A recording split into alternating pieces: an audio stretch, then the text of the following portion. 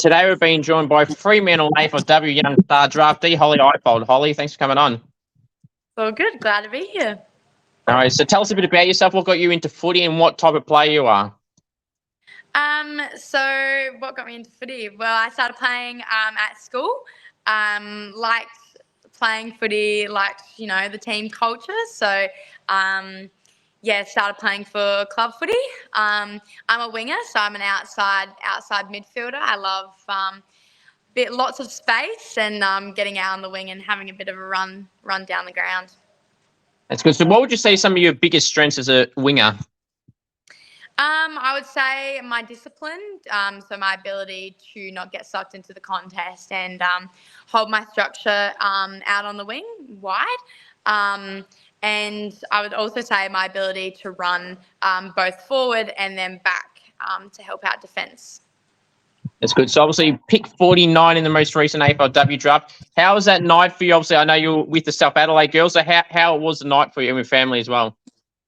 Yeah, it was pretty nerve-wracking at first.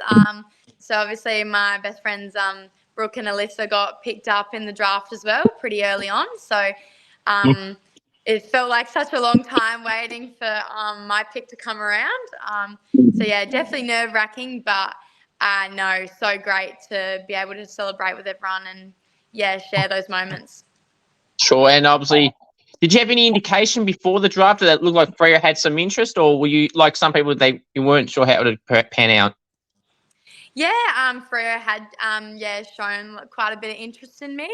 Prior to the draft. So I was hoping on them, but they actually requested to follow me on Instagram a pic before mine. So I was like showing all my friends like, oh my God, is this an indication but no, they've been really good. That's good. That's actually pretty cool. The moment before, did that actually help at any point, or did that make you even think even more going, is this a troll job or is this a real account as well? I did know it was I did know it was them. I went onto the account and I'm like, oh, surely this can't be a coincidence. Like they've got the next pick, and I was like, surely. That's good. So obviously that means being from South Australia, you nominated nationally. I noticed a lot of people this year they tend to stay towards the state they're in. Why did you feel you wanted to get out of that comfort zone, I suppose, and nominate nationally and go from there? Yeah, look, I always had the intention of applying for national, just because I think it would increase my opportunities. And I was willing to take that challenge a bit. So I guess the talent in South Australia is so rich as well, and so the depth is really great. So I thought, to give myself the best opportunity possible, national was the only way. Sure, absolutely. Perfect way to put that as well. So I know some people in a similar position to you, they're like, you increase your chances more because you pigeonhole it to one state, especially if it's not Victoria, you basically only, two teams. So you decrease your chances the more those options there are. So SA, you mentioned how strong the year was playing in the championships of the team. How good was it to play alongside some of your good mates and Piper Window, Lauren Young, Woody, Griggy, the whole lot, and the Brooke as well before? Yeah, it was. I guess after you play them for so long, at first it's kind of weird being on their team. But I think all of them are such elite players, so it was such a privilege to be able to play alongside them. And I think that's what allowed me to have a really good national championship as well, being in a team with them. And I guess the quality of our team was just so good that, especially as a winger, I was able to be used a lot more, which was it was so good. But it was really good to play alongside them and I guess see their perspective on the game and get to know them as well as friends. So yeah. Who would you say is the best of that entire SA crop? Certain name, but it's pretty good. Pardon, what was that one? Sorry. Some of the SA crop that you got drafted with this year, who do you feel is the best player of the lot? I don't think I could go past Goody. While I praise all of them, I think just her intentions on the field, but more so off the field is just like you can't look past it. Yeah, I've become good friends with her. She's a great player. Works really hard, and yeah, I think she's like a silent assassin a bit. She goes out there and she just bloody kills it. So yeah, it'll be good to see her. Good to see her out at Port playing. So obviously, we'll face against Stanford W under 23 All Stars match, getting best on ground in that game. How did you feel going into that game compared to how you went into it, and overall, just your season, how you thought you went overall? Yeah, going into that game, I guess we didn't have any of our academy players, so I guess I was in that mindset, it's like time to shine kind of thing, and step up. And I was glad that I was able to, prove that I can be like one of the stronger players as well, which was, a bit confident. Like it boosted my confidence as well, especially going into the draft. But overall, my season, I had ups and downs, but I feel like that's every player. I guess sometimes as a winger, it's hard because you have to sacrifice like the statistics, like the disposals, just to hold structure and actually play a role. And so I guess once I learnt getting out of that mindset that disposals are everything, I was able to, really focus down on my game and, I had a good season. I was pretty happy. That's awesome. Now, obviously, officially a Doggers player. Who are some players that you're looking forward to meet, or who you've already met that you're looking forward to meeting? I haven't actually met any of them yet. I have had heaps of them message me and, all of that. But, oh, gosh, I'm excited to play with lots of them. I like the likes of Emma O'Driscoll and Haley, Ange Stanner as well. Michaela Tux as well. I guess when you watch them on the screen, and then I guess when I'm going to be meeting them soon, I'll be a bit of a fangirl at first probably, but I'm very keen. So that's good. So is it true then that you have not donned the purple haze yet in any form, even for a photo or anything? No. So, we did have the draftee induction in Melbourne. I did have the Fremantle polo for that, and I had a few guys the day after the draft come over, Darren Fry and Peter Bell, and got some Freo merch. But I haven't headed over to Freo since the national championship, so I'm keen to get over there and get stuck into it. That's good. So, how's it been like having that first interaction we mentioned with Darren and Peter Bell and co like that, and getting a FaceTime call too from the coach as well? So, how was all that time when you first had your meeting with those type of people in those roles? Pretty nerve-wracking, I'm sure. Yeah, well, I kind of already met them briefly, obviously during the interview stage prior to the draft. But I guess, getting to actually meet them more so on a personal level where, I know I'm actually going to be going over and joining, their club. They're great people, and definitely a bit nerve-wracking, but also they're the type of people where it's they make you feel really comfortable, and it's been very reassuring so far. So It's good. So in that time, well before the draft, when we were having these interviews, how did you going to the very first club, whether that was Freo or someone else? How was the first club interview compared to how you went in the following ones after? And did that first interview help calm the nerves for every other interview after that? Yeah, definitely. I guess for me, all of my interviews except for one at the start of the year were on Zoom and whatnot. So the first one was definitely nerve-wracking. Didn't know what to expect. I had my dad with me. But following that, they definitely did get easier, and I guess you end up answering, similar questions, especially in the early stages of the interviews. So it definitely got easier, and sets you up well. That's good. What's some goals you're kind of setting for this year heading into the new first season of Freo?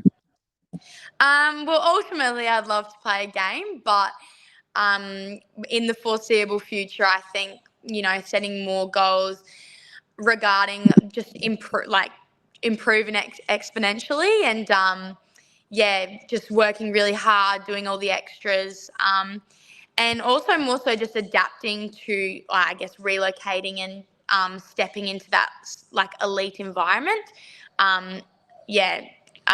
I guess complying to recovery habits, nutrition, and all of that kind of stuff. So adapting, and then mainly improving, and then hopefully with that, I guess the goal of being able to play will be in view. For sure. So who did you grow up barracking for? As in who do I barrack in the AFL? Yeah. Yeah, so I'm a Port supporter.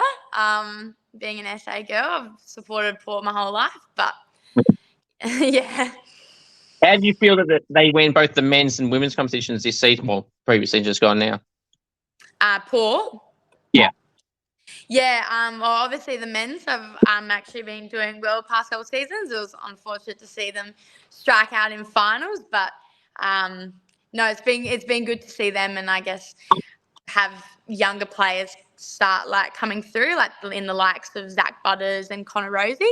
I think now that especially this year, I've been more so involved in watching the AFLW and getting in, knowing the ins and outs, and watching the Port girls, especially from their first year, they've just been improving so much, and I've loved supporting them as well. They've been hopefully not, because I'll be playing against them, but they'll be good. So we'll just assume that you're going to have that fangirl moment, I suppose, potentially playing against, depending on how the fixtures align and if you're in the team and everything like that. But how cool would it be to face Port Adelaide in, whether it's your first game, 12th game, or whatever? How would you reckon you'd go into facing them against the side you grew up barracking for and probably idolise some of the players they have now? Yeah, it would definitely be weird. I think just the fact that I'm playing against Port Adelaide, an AFL team, what? Oh my gosh, I'm playing AFL. But no, it will be a bit surreal probably, because you see all these faces on social media, and big names like Gemma Houghton and all that. And then being on the same field as them, running around, is just it'll be cool. It'll be cool. It would be for sure. So what do you do in the meantime now before AFLW training happens in a while? So what do you do in between that? Do you play any other form of footy, or do you just do some training stuff? Yeah, so I'm still training with my Samford club at the moment. A bit restricted in terms of what I can do, just to minimise any risk of being injured. But still getting out there, doing running, some skill work as well, just to, I guess, keep the ball rolling for when I go to Freo. But just doing that currently. That's good. So obviously being a winger, and you said you get some speed injuries, some of your biggest weapons. What player comparison would you best describe? So either it's a men's or women's player, who would you compare yourself to the style of player you play like? Gosh, this one's always a hard one. I've always liked Tia Charlton. I feel like her as a winger, or the likes of Neve Kelly as well. Definitely not as fast as her, but I guess her ability to run and use, I guess, the width of the field, and run both ways. Yeah. Sure, that's good. Now, I've known a lot of players that I've had on recently. They love a goal celebration. When you have the opportunity to kick a goal, do you have any form of celebration, or do you keep it pretty low key? Oh, I probably wouldn't go too big on the celebration. Probably start screaming or some sort, or give a bit of a fist pump or something. But no big celebration from me, I don't reckon. That's fair. So do you have any leadership aspirations at any point throughout your career, or if it's something you've had at South Adelaide or any of the teams you've ever been a part of before now? So at local, I was definitely a bit more of a leader. I'm stepping into the South squad, I guess, with at such a young age. I guess there was, you have your older players, like your senior players, but I guess towards the end of last season and going into this season, we've got those younger players now coming through, and I guess it means for us, girls that were in that position 2 years ago can be more like leaders for them, and give them advice on the field and whatnot. But yeah, I would say more of just like a motivational get around, on field, during drills and all that, just pumping people up, and yeah, along the lines of that. That's good. Have you had any nicknames at any of the clubs you've been or teams you've been a part of that you like or dislike, or is it just nice and basic? Most people call me Hole in football. Most of my outside friends can't believe that people call me Hole, but yeah, I guess people just, that would probably be my main nickname. Yeah. Shortening the shorter name makes sense. Yeah. So did you have any coaches' pets at any of the Adelaide sides? There's not always, but a lot of the time there's a coach's pet. Did any of the South Adelaide side or South Australian team have any coaches' pets? Oh, coaches' pets. Oh my gosh. Oh gosh, if she sees it, she's gonna hate me for this. But definitely Mel Anderson. She's so funny. I love her to bits, but she's probably I wouldn't say a bit of a coach pet. I'm trying to think in the state team.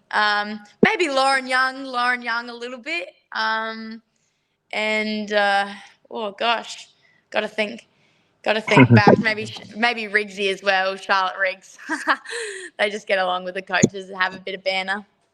That's good. Now, obviously, Lauren's obviously been touted. If it was an open pool, she probably would have been the clear number one draft pick. So what do you feel she's in that position to when she was dominating? I think it was in under 15s level, playing in under 18s, and then, having the ACL injury in between, but being so good. Why do you think she's so good compared to some other people? She's got a lot of hype for someone at that young age from then and especially now. I think despite she has great skills, but I think on top of that, she just has like a good drive, and I guess she gets along with people. She listens to criticism, takes it on, but then on the field, she switches on, and she's a good leader, good tall forward, always there to hit her up, and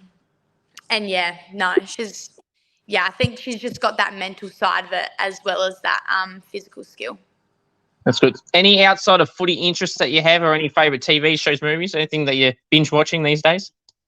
Love a bit of Gossip Girl on Netflix. That's probably my go-to. I'm actually rewatching it for the second time right now. But other than that, love going to the beach, live close to the beach here, and hiking and all that kind of stuff. And yeah. That's good. I'm the exact same as what you just said. I was just going to ask you if you actually rewatch certain TV shows you like. Even if you know the scene, you just love it so much. You rewatch it no matter what's coming, but you still watch it anyway. Yeah, I love it so much. So good. Sure. Now, this could be an interesting question. Who loves the limelight, the attention, the camera, and any of the teams you've been a part of, particularly that SA team? There's probably some, but who do you feel loves the limelight and attention and the camera, and they know exactly where the camera is to over celebrate something or just to do something in general? Oh gosh. I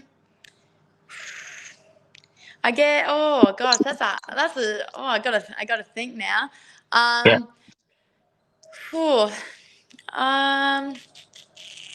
Elaine Grigg loves a good celebration. She's pretty good. She's such a cracker. She's so funny. I think in a Sample game once, she had a pretty cool goal celebration, which I think she jumped over the fence or something and sat on the bench or something like that. I don't even know, but she's a cracker. Always knows what to say, kind of thing. But pipe window as well. She's put her in front of a camera and she's good to go. She always knows what to do, what to say. So yeah. I've had them both on both people. In fact, Griggy actually did a goal kicking comp with not too long before the draft, and it was nice to claim a victory for once against someone at a level like that. So, yeah, we blame the conditions on that day. That's yeah. Nah, she's so funny. It definitely is. Now, hypothetically, if you could poach any player or players from another club to join now Fremantle in your case, who would you like to steal and why? Is it as unrealistic as you want? As in, if I were to steal a player and bring them to Freo? Yeah. Oh gosh. Probably. Oh, gotta. Probably. Oh, I think. Oh, probably the likes of Ashley Saint. Yeah.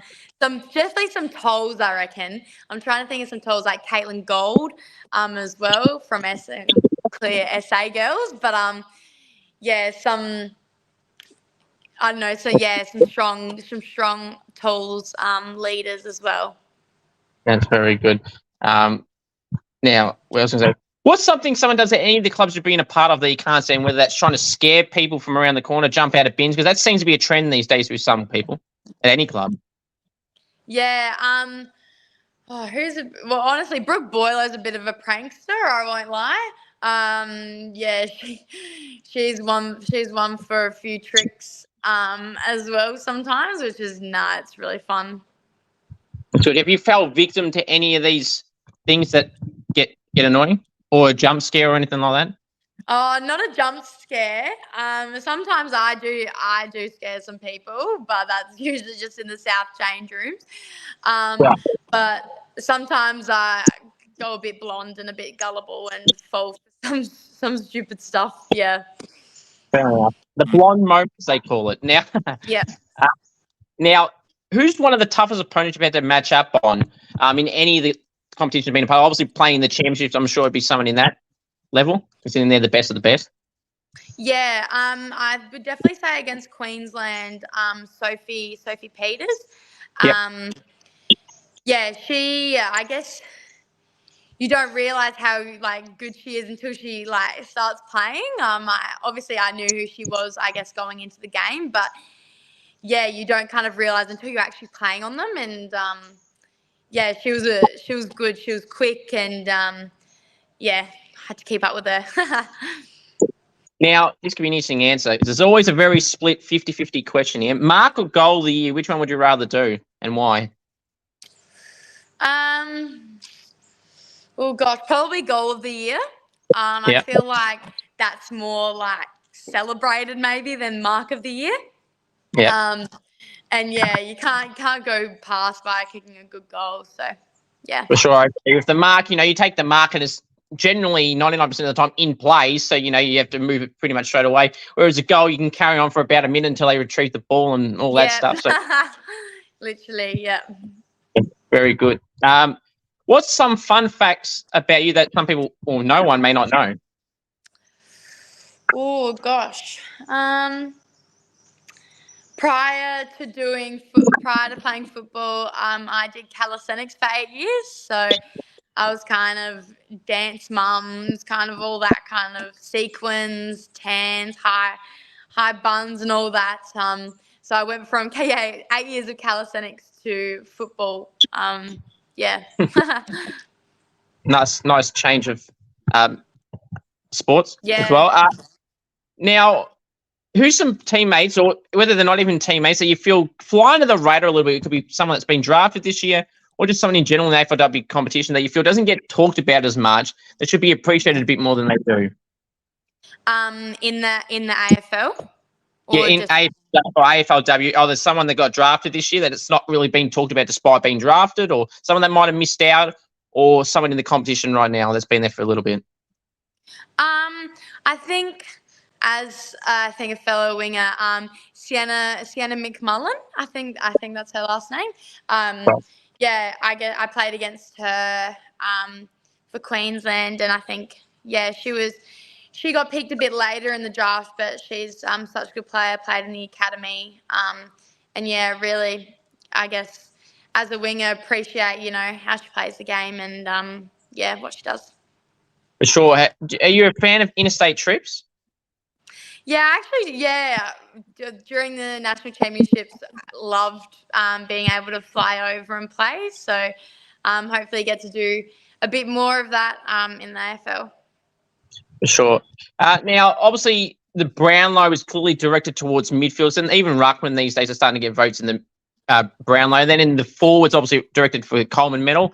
Do you feel that the defenders should have their own official title of an award, whatever you want to call it, but should they have their own, considering basically every other position has one? Oh, probably, yeah, definitely. I mean, If the midfielders typically get praised and the best and fairest, and obviously you have like other awards going towards forwards. So defenders definitely deserve it. They work just as hard. Like a defensive award of some sort for sure. Yeah. Now, who would you say is the best chatterbox in any of the teams you've been a part of? Oh gosh, I definitely still have to say Lauren Young. She is, she's such a chatterbox. Loves a good joke. Or Charlotte Riggs as well. Oh my gosh, both of them. You have them together, and Charlotte Riggs probably tells a different joke every single training. But they're both chatterboxes for sure. But they may feature in this question. Then again, if you were stuck on a deserted island with teammates, who would you want to bring and who would you not want there?